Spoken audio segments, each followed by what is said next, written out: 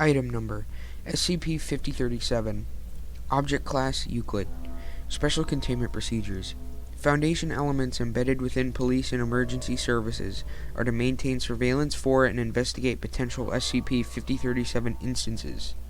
Upon formal identification of an SCP-5037 instance, the Foundation is to assume full situational control.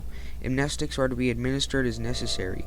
Media coverage is to be preempted or suppressed, and a suitable cover story that describes alternate circumstances for the SCP-5037 instance is to be developed. Social relations of and individuals proximate to the victims of the SCP-5037 instances are to be taken in for questioning and monitored thereafter.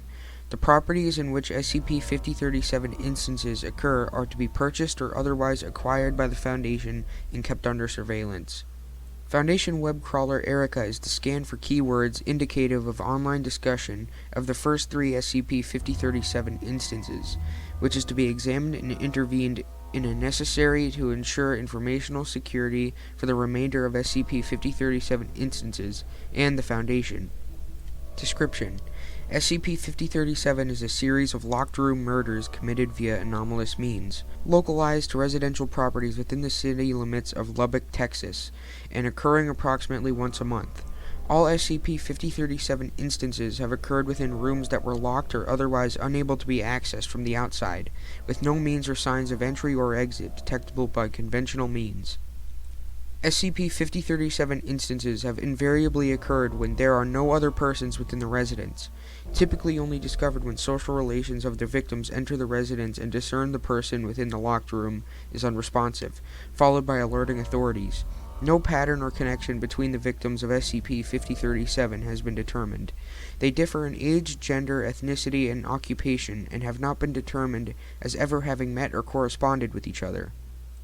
The circumstances of SCP-5037 have proven identical across all instances. The victim is discovered lying in the approximate center of the locked room, facing upwards with their hands clasped over their chest, legs straightened, and their eyes closed with visible tear stains.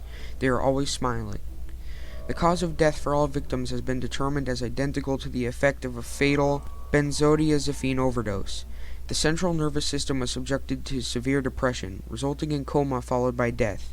However, forensic examination has consistently shown no traces of drugs within the body, and no additional examination has determined the physiological alteration and ensuing death were near instantaneous to an extent not possible by conventional means.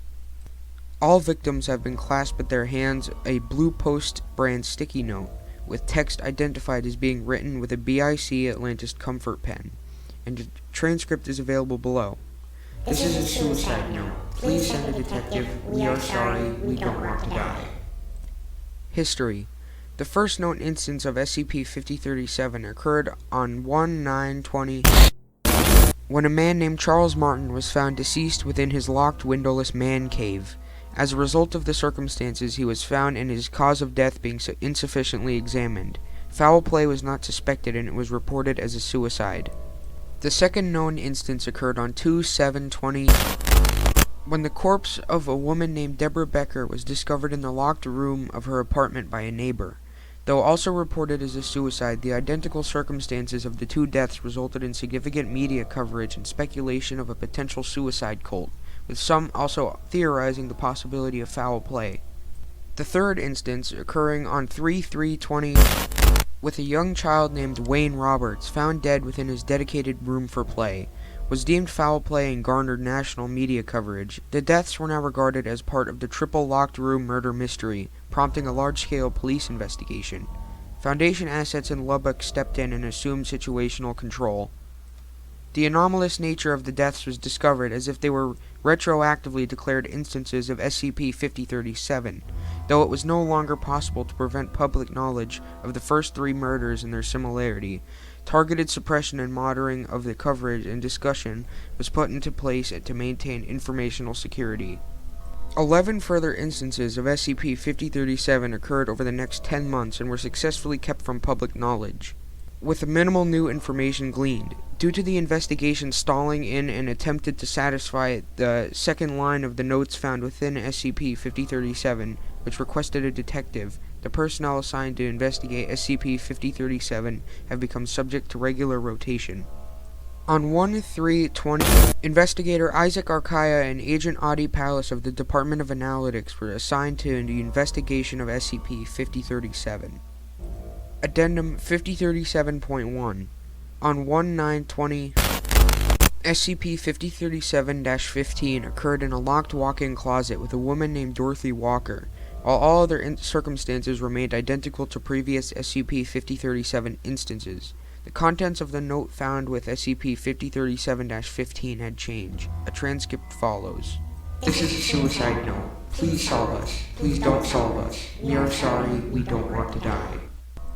Addendum 5037.2. On 1/10/20, Lubbock Police Chief Carson Grimes was induced by the Foundation to confess to the crime of falsifying police records in order to report the suicide of his 15-year-old son, Nelson Grimes, via sleeping pill overdose as a locked-room murder. He was additionally made to confess that the first 3 instances of SCP-5037 were also suicides he falsely reported as a locked-room murder, produced via fabricated evidence and coercion of witnesses.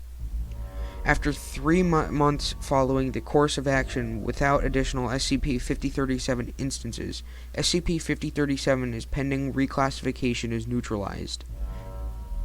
Addendum 5037.3.